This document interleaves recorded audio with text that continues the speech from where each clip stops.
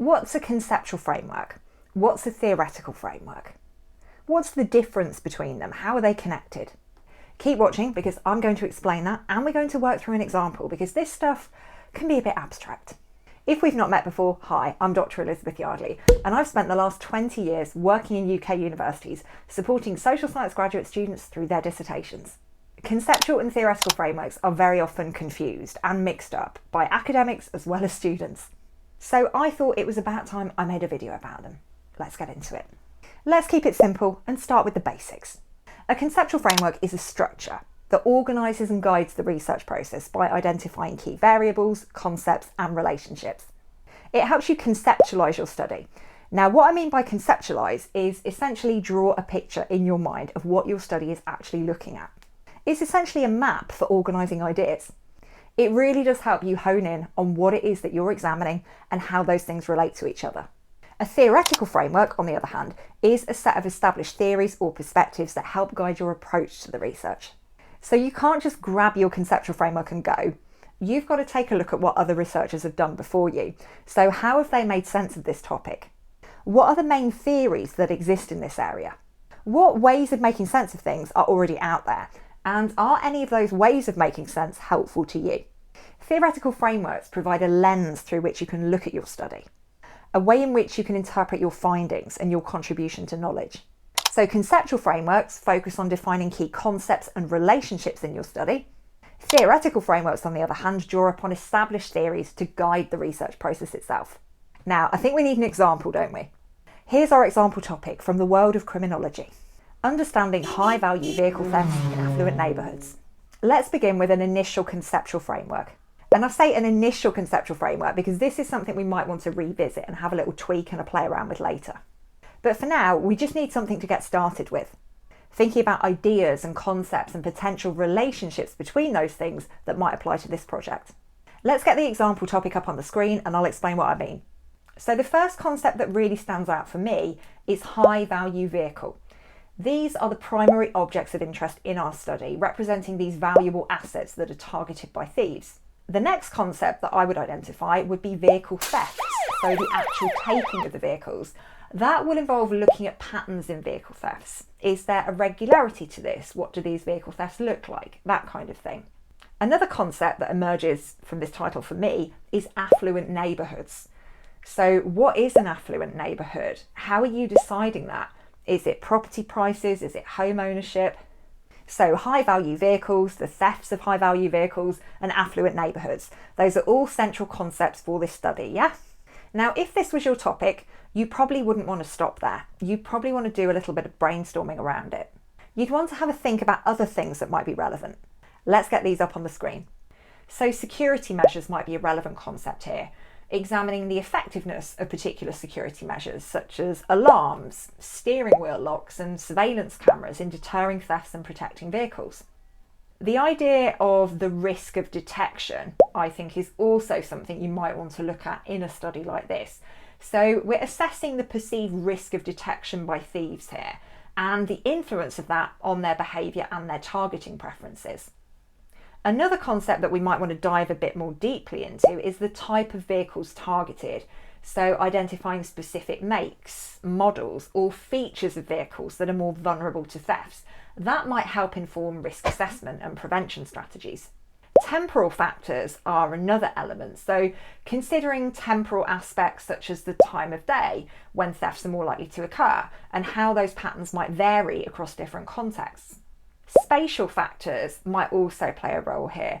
So examining spatial characteristics such as the location of houses and vehicles within neighbourhoods, proximity to main roads or highways and the layout of the neighbourhood. By incorporating these additional factors, we can draw a more comprehensive map of the conceptual framework. And just by sitting down and brainstorming for half an hour, you're able to develop some insights into some extra things that might play a role. This diagram provides a visual overview of that conceptual framework that I've just been talking about, illustrating the central concepts, their interconnections, and the factors influencing high-value vehicle theft in affluent neighbourhoods. So this is an initial conceptual framework, and you might draw something similar. You'd be able to adapt and customise it based on your specific focus and the relationships that you want to emphasise. Now let's take a look at the theoretical framework. And this involves thinking about what theories might help us understand why these crimes happen. The conceptual framework gave us the way to organise the main ideas that we're looking at. But now we want to dig a bit deeper. We want to take a look at some existing ideas in criminology that might help us understand what's going on. Before, we talked about the main things that we're studying, like the types of cars stolen and where that happens. Now we're going to look at the theories that help us make sense of all these things. What you want to do next is dive into the academic literature. The academic literature about making sense of property crime, of vehicle crime. And you'd see what theories and approaches and perspectives exist about this. You'd judge those theories, you'd evaluate them, you'd figure out how helpful or not they'd be to your study. Some of the theories you might come across in the example topic might include these. Routine activity theory, which says that crime is the coming together of a motivated offender, a suitable target, and the lack of a capable guardian.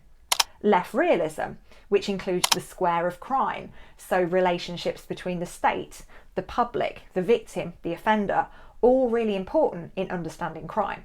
Cultural criminological theories around the emotions and the meanings associated with crime and crime control. That might include the work of Jack Katz. So these kind of theories look at the experiences of crime in terms of things like adrenaline and pleasure and excitement, which places them in direct contrast to routine activity theory. Psychosocial theory, for example, Gadd and Jefferson, which says that criminology should be concerned with individual motivation, which is going to be influenced by things like psychoanalytic concepts and sociological theory. So this is the idea that there might be hidden unconscious drivers of crime rooted in the biographies of individuals. All of those theories are quite different. There are some overlaps, but their focus is quite distinct. So some of them look at the individual offender and their motivation. Others look at broader factors like society or the economy. How do you know which ones to choose? How do you know which ones should go into your theoretical framework? Well, you need to think about your own research paradigm. Where are you coming at this topic from? What assumptions do you hold about this topic? What is your broader philosophical stance?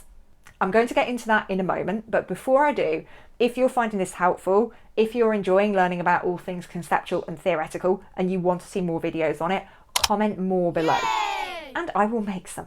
Now, back to paradigms. I did a whole series about paradigms recently, and I will pop a link to that playlist up on the screen right now.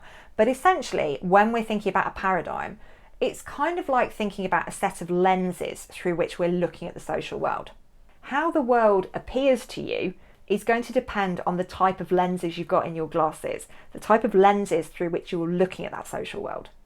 And the set of lenses that you're using to look at the social world might make you gravitate more towards particular things in your conceptual framework than others, and it might incline you towards particular theories. So it's really important to have an awareness of all things paradigm, or at least an idea of where you think you might be sitting. So are you a positivist? You might want to focus on the things that you can see, the things that you can measure, like behaviours, like numbers, to understand how things work. You're interested in explaining things and identifying the causes.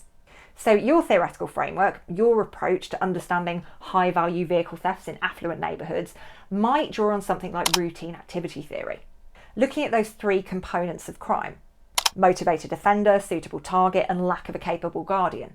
And you might want to explore which of those factors play the biggest role. Or are you an interpretivist? You're interested in understanding things and identifying the meanings. You want to know about people's stories and people's experiences. You like to dig deep into the behaviours and the meanings behind events, making sense of how people understand their world. So you might lean more towards a theoretical framework that encompasses cultural criminology or psychosocial criminology. So that might involve talking to the car thieves, understanding their experiences of stealing vehicles, why they do that, where that comes from. That would be an interesting project, but good luck with getting ethical approval for it. Or you might want to focus on the experiences of the victims, the impact upon them of having their vehicles stolen. Or are you a critical realist who's interested in the individual meanings and experiences, but understands that there's a broader context in which they're taking place? You're interested in uncovering the deeper structures and the deeper mechanisms that shape our world. So you're interested in the objective realities, and you're also interested in people's subjective experiences of them.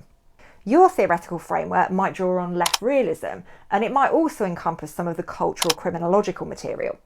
Essentially, your theoretical framework is a set of established theories or perspectives that guide your approach to the research. And when you've identified the theories that are relevant to your study, what you might want to do is bring them into your conceptual framework. You might make a few notes on particular concepts or relationships and what theories are relevant to them. And by doing a little bit of scribbling on your conceptual framework, this can be really helpful for identifying gaps where there isn't much of a theory or an explanation. And this is something that your research can help fill. Where having a diagram like this can be really helpful if you're a visual person when it comes to your learning. To have it diagrammatically represented like this can be really helpful going into your study, because you've got an idea, you've got a picture in your mind of what the important things are, how they might relate to each other, and what theories might be helpful for making sense of those connections.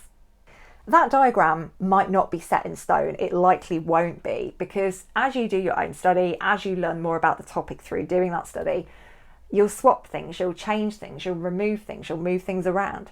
But one thing's for sure, this diagram is going to be super useful to you as you go through your study. It's a helpful way of reminding yourself what you're looking at, because very often it's incredibly common for PhD students to get lost in the weeds, to lose sight of the bigger picture. So this is a fantastic reminder of that.